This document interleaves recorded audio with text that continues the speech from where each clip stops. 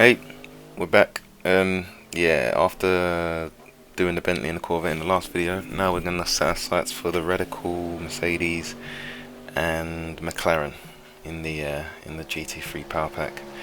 So yeah, same format as before. Practice session, 20 AI. Give myself about an hour basically to get some lay some rubber down and get some grip in on the track and see what sort of time I can get. And yeah, so I'll let you guys watch the lap for each car without me talking, and then I'll just let you know what I found out in the telemetry. And so yeah, anyway, on to the Mercedes.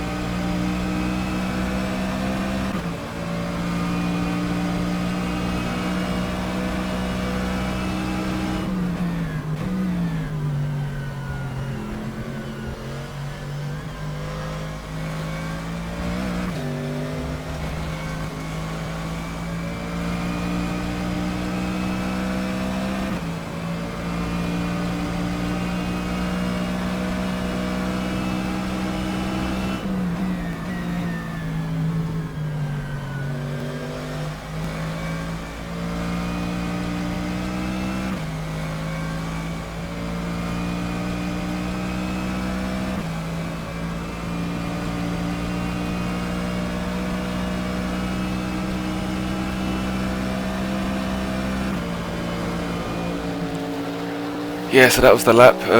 Yeah, this is, I think, my favourite car. The pack, maybe another one with the McLaren challenging it. Like it's really fun to drive. Like it just hugs the corners and dives in so well. Some oversteer on exit, but I mean you know you can deal with that in changing things up in the setup. Top speed, as you saw there, was about a 276, I think 275, 276. Which, you know, again isn't too shabby, but I think it's its cornering speed, that like entry into corners and cornering speed, that really sort of sets it apart from the first two. Although I guess the Corvette does quite a decent job at it, but not as good as the Mercedes. Braking distance is roughly the same, maybe a little bit better. I think, in fact, yeah, I'd probably say it is a little bit better than the first two cars, the Corvette and the Bentley. What else? Yeah, so a full tank with this car is going to be a 105. So, and I was using 3.45, 3.5 per lap. So you're looking at basically 30 laps. So fuel consumption is, you know, roughly the same as the Corvette, I think, maybe slightly better. What else we got in? But not as good as the Bentley. But yeah, I mean, like yeah, I'd probably say, yeah, this is probably my favourite car. It just drives so well. It is a bit tricky though, because you tend to get quite carried away because it turns in quite well. So you have to sort of like rein yourself in and make sure you don't get too carried away with how good it turns in corners. But yeah, I think if I was going to do a league, I'd probably pick this one for shorter races. Like more sprint races, I'd probably pick this one, and the Corvette. But yeah, I guess for longer distance one, you'd probably look at the Bentley and the Radical. Have like quite good fuel consumption and more laps per full tank. So take that as you will. Takes curbs not too bad. It can get quite what's the word? I mean, it does spring off and quite aggressive, but it recovers quite well. So it's not too bad there. But yeah, man, that was the Mercedes, and definitely very impressed. So I think the next one coming up is gonna be the Radical.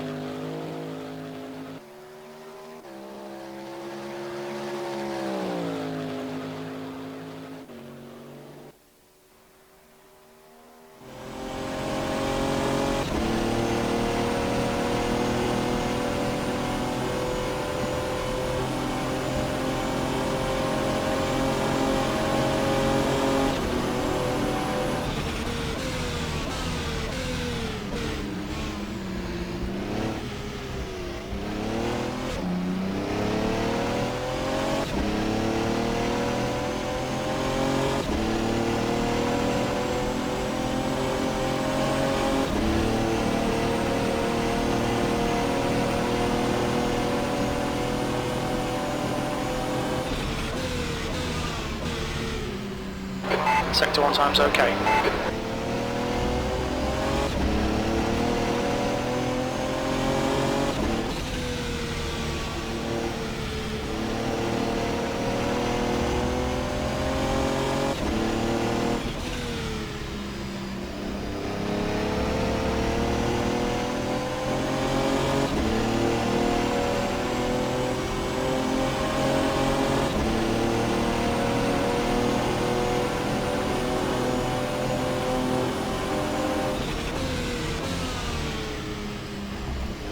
Sector 2 time is okay.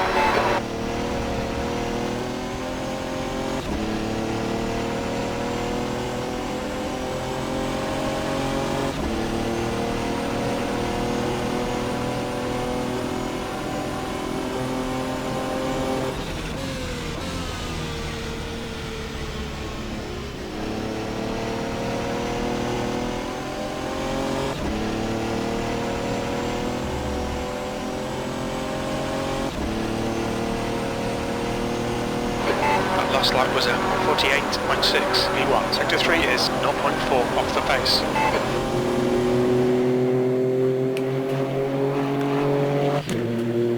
Yeah, so what can I say about the Radical? This was one of the harder ones for me to get used to. I wasn't really too sure how to sort of like attack driving this car, really. It was very I don't know, the braking just felt a bit weird. The way it turned in seemed to feel a bit weird. It was almost like it was like a prototype, but not a prototype. So, but yeah, I mean, in terms of top speed, 276, 27. I think what is it? Where is it? It is 277, which is pretty decent. Braking distance was pretty good as well. I think it was probably better than most, apart from the McLaren. And yeah, I think it'd probably say it's probably bang in the middle actually. Yeah, when it comes to braking actually. Like I'd say it's alongside the Mercedes with that. But yeah, it's very neutral. Like it drives quite nicely, but then I just wasn't too sure how to push the car basically. But a few setup tweaks or whatever helped. like lowering the ride height. I think I lowered the front as well, I think, to help it turn in a bit better. But yeah, it's a decent car. I'd probably say the thing that stands out the most with this one is it's the best at taking curbs by far. Out of all the cars, it rides over curbs like they're almost like they're not even there. Like it doesn't seem to. I mean, it has an effect, but nowhere near as the effect as the others. The others feel it, whereas this one like rides it quite well. Fuel consumption as well is pretty good in terms of it uses the least per lap, which is a 3.25, but then it has like a tank of 100, so you're gonna get basically 30, maybe 31. You might be able to squeeze out a 31 with a full tank, but I wouldn't say it's as good as the Bentley. But yeah, I think that's probably about it when it comes to the Radical. I do like the car, but not as much as the Mercedes or the McLaren or Bentley or Corvette. So it's not like a bad car. It just, out of all the cars there, it just ranks probably near or at the bottom. But you know, don't take that as if I'm saying it's a bad car, because it definitely isn't. But yeah, the next car coming up should be the McLaren.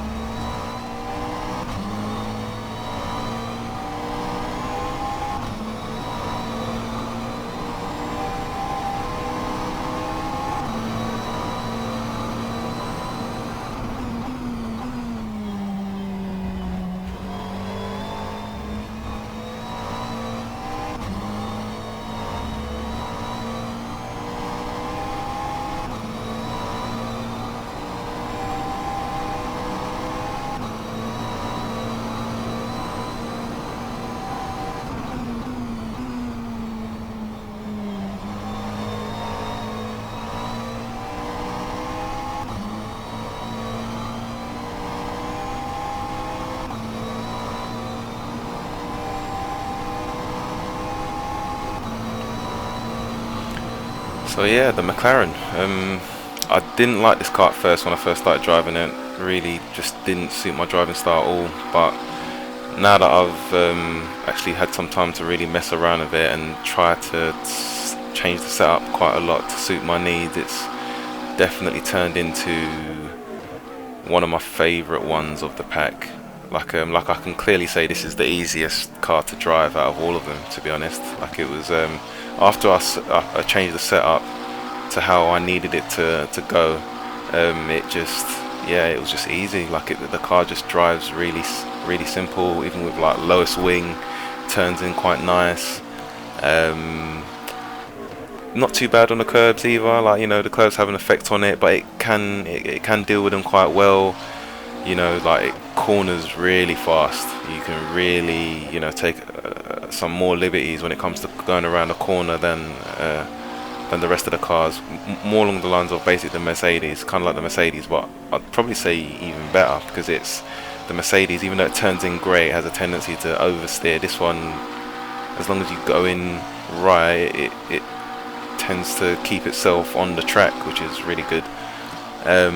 Top speed for it is not great. Well, I'll say not great. Like I think it was like 272 or 273, something like that. But you know, I mean, it corners it. It's the best at cornering. So, and I think the time I put down here was yeah, 148.3, and I'm pretty sure, like, I made quite a few mistakes. I'm pretty sure I could get a 47 with this car.